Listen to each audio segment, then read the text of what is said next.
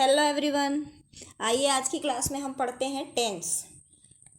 Tense को पढ़ने और समझने के लिए सबसे ज़्यादा ज़रूरी होता है कि आप सेंटेंस जमाना सीखें।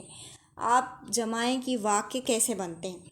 तो इस वाक्य को जमाने की जानकारी हमने पिछले वीडियो में प्राप्त कर ली थी और आइए अब आगे हम सीखते हैं कि टेंस कैसे बनाते हैं।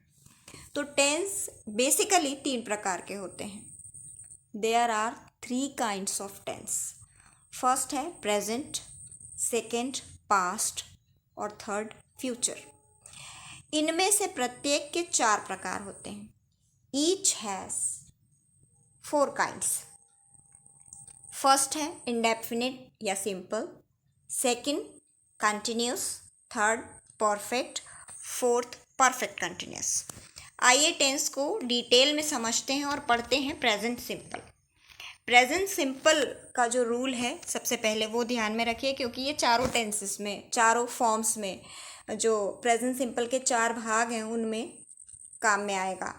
रूल देखते हैं। फर्स्ट है, इसमें हेल्पिंग वर्ब का प्रयोग नहीं किया जाता है। जब भी मैं कोई सेंटेंस किसी से पूछती हूँ तो नॉर्मली जब वो सेंटेंस बनाना शुरू करते हैं तो हमेशा सभी सेंटेंसेस में ईज़ और आर का प्रयोग करते हैं, जो कि गलत है। अगर आप प्रेजेंट सिंपल का सेंटेंस बना रहे हैं तो आपको ध्यान रखना है कि इसमें हेल्पिंग वर्ब का प्रयोग नहीं किया जाता। वर्ब का फर्स्ट फॉर्म लगाया जाता है और यदि subject third person singular number हो तो वर्ब में एस या ई एस लगाया जाता है। Third person singular number he, she, it या कोई सिंगुलर नाम। वैसे थर्ड पर्सन की डिटेल जानकारी हमने प्रोनाउन में ले ली थी, फिर भी ये ध्यान रखिए कि ही, शी, इट या किसी भी सिंगुलर नाम का प्रयोग सब्जेक्ट की जगह हुआ है तो उसके वर्ब में एस या ई एस लगेगा। अब सवाल ये उठता है कि आप किसके साथ एस लगाएंगे और किसके साथ ई एस। तो वर्ब को आपको ध्यान से देखना है। यदि वर्ब के अंत में S H, double S, C H, X या ओ है लास्ट वर्ड, तो इसमें ई एस लगाना है और बाकी सभी में एस लगता है। आगे देखते हैं। हिंदी से यदि आप इंग्लिश बना रहे हैं तो हिंदी के वाक्यों को आप ध्यान से देखेंगे तो ऐसे वाक्यों के अंत में ता है, ती है जैसे शब्द आते हैं, जिससे ये बोध होता है कि आप काम रोज ही कर रहे हैं। स्ट्रक्चर देखें, सब्जेक्ट, फिर वर्ब का फर्स्ट फॉर्म, फिर एस या एस, फिर ऑब्जेक्ट। एग्जाम्पल देखते हैं। मैं रोज बाजार जाता हूँ, I go to market daily. Second है सूर्य पश्चिम में अस्त होता है, the sun sets in the west. दोनों एग्जाम्पल्स को आप ध्यान से देखिए। आई फर्स्ट पर्सन है इसलिए उसमें बिना एस या एस के लगा गो, लेकिन सन थर्ड पर्सन है, नाम है, सिंगुलर नाम है, इसलिए इसके वर्ब में एस लगेगा, सेट्स। तो the sun sets in the west. नीचे एक्सरसाइज दिए गए हैं जिनको आप बनाइए और प्रैक्टिस कीजिए। इसमें यदि मेरी हेल्प की ज़रूरत है तो आप ज़रूर मुझे कमेंट बॉक्स में लिखें और प्रैक्टिस करें। आगे बढ़ते हैं नेगेटिव सेंटेंसेस। जिन सेंटेंसेस को अभी हमने अफर्मेटिव बनाया है उन्हीं सेंटेंसेस को अब हमको नेगेटिव बनाना है, नेगेटिव में समझना है।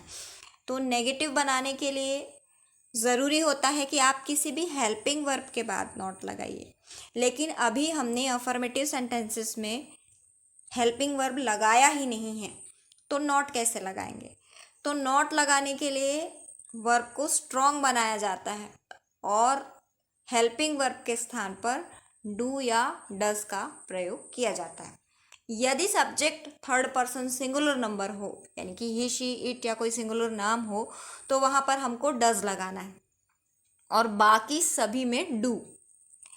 लेकिन ये बात ध्यान रखें कि अगर आप डज का प्रयोग कर रहे हैं तो वर्ब में लगने वाला एस या ई एस हट जाता है। आइए स्ट्रक्चर को देखते हैं और समझते हैं। Subject plus do does plus not plus verb का फर्स्ट फॉर्म प्लस ऑब्जेक्ट। आइए एग्जाम्पल देखते हैं। बच्चे पेड़ से आम नहीं तोड़ते हैं। Children do not plug mango from tree. Children आप देखिए प्लूरल नंबर है तो ज़्यादा कुछ सोचने की ज़रूरत नहीं है, डू लगेगा। सेकेंड एग्जाम्पल देखते हैं, सोहन पेड़ पर नहीं चढ़ता है। Sohan does not climb on tree. यहाँ पर आप देखिए सोहन थर्ड पर्सन है और सिंगुलर नाउन है, एक नाउन है, इसलिए इसके साथ डज लगा। और डज लगाए तो हमने वर्ब में लगने वाला यानी क्लाइंब में लगने वाला एस या एस हटा दिया है। क्लाइंब में लगेगा वैसे एस जो कि हट गया है। तो Sohan does not climb on tree. नीचे फिर एक्सरसाइज दिए गए हैं जिनको आपको बनाना ज़रूरी है, आप बिल्कुल बना के प्रैक्टिस कीजिए। नेक्स्ट है इंट्रोगेटिव सेंटेंस। इंट्रोगेटिव सेंटेंस का हम बनाएं इसके पहले हम समझते हैं कि इंट्रोगेटिव सेंटेंसेस कैसे बनते हैं। तो इंट्रोगेटिव सेंटेंसेस जो हैं इनके दो भाग होते हैं, एक तो सिंपल इंट्रोगेटिव होता है और एक interrogative with question word. Simple interrogative that means आप किसी से सामान्य प्रश्न करते हैं। जनरली ये क्या से शुरू होने वाले प्रश्न रहते हैं। क्या से शुरू होने वाला, क्या आप बाजार जाएंगे, क्या आप खाना खाएंगे, क्या आप यहाँ बैठेंगे, जिसका जवाब व्यक्ति केवल हाँ या नहीं में दे सकता है। ये सिंपल इंट्रोगेटिव है। ऐसे इंट्रोगेटिव्स को बनाने के लिए आपको हेल्पिंग वर्ब को यानी कि डू या डज को वाक्य में सबसे शुरू में रखना होता है, सब्जेक्ट की जगह पर। तभी ये क्या का अर्थ देते हैं, क्या शब्द का अर्थ देते हैं। इसलिए डू या डज, आप स्ट्रक्चर ध्यान से देखिए, डू डज पहले लगेगा, फिर सब्जेक्ट, फिर वर्ब का फर्स्ट फॉर्म, फिर ऑब्जेक्ट। आइए एग्जाम्पल से समझते हैं। क्या तुम रोज सुबह जल्दी उठते हो? Do you get up early in the morning daily. क्या आप रोज सुबह जल्दी उठते हैं, तो क्या का सेंस दे रहा है डू, इसलिए डू का प्रयोग हमने वाक्य में सबसे शुरू में किया है। क्या सोहन रोज अपना काम समय पर करता है? ये थोड़ा मिस्टेक है, does Sohan do his work at time daily, क्योंकि डज जो है सोहन जो है वो थर्ड पर्सन है, तो इसलिए इसके साथ डज लगेगा, डू नहीं। आगे इसमें भी एक्सरसाइज दिए हुए हैं जिनको आपको बनाना है और प्रैक्टिस करनी है। शिकायत, शिक्षक सभी से प्रश्न पूछते हैं और क्या उसकी माताजी शिकायत करती हैं। इन सभी का आप एक प्रैक्टिस करें और किसी भी हेल्प के लिए मुझे ज़रूर लिखें। नेक्स्ट है interrogative with question words, second section. अब क्या करना है हमको, क्या से शुरू होने वाले प्रश्न में हमने डू या डज सामने लगा दिया, लेकिन अगर वाक्य इस तरह का बना है जिसमें प्रश्नवाचक शब्दों का या क्वेश्चन वर्ड्स का यूज़ हुआ है, तब फिर हमको क्वेश्चन वर्ड्स को वाक्य में सबसे शुरू में रखना है। क्वेश्चन वर्ड सबसे पहले लगेगा और स्ट्रक्चर जो है वो सिंपल इंट्रोगेटिव की तरह सेम रहता है। पहले क्वेश्चन वर्ड लगेगा, फिर डू डज, फिर सब्जेक्ट, फिर वर्ब का फर्स्ट फॉर्म, फिर ऑब्जेक्ट। देखें एग्जाम्पल, वह तुमसे क्या कहता है। क्या यहाँ पर प्रश्नवाचक शब्द है, क्वेश्चन वर्ड है, तो वो सबसे सामने आएगा। वॉट डज ही से टू यू। बच्चे कहाँ क्रिकेट खेलते हैं, where do children play cricket.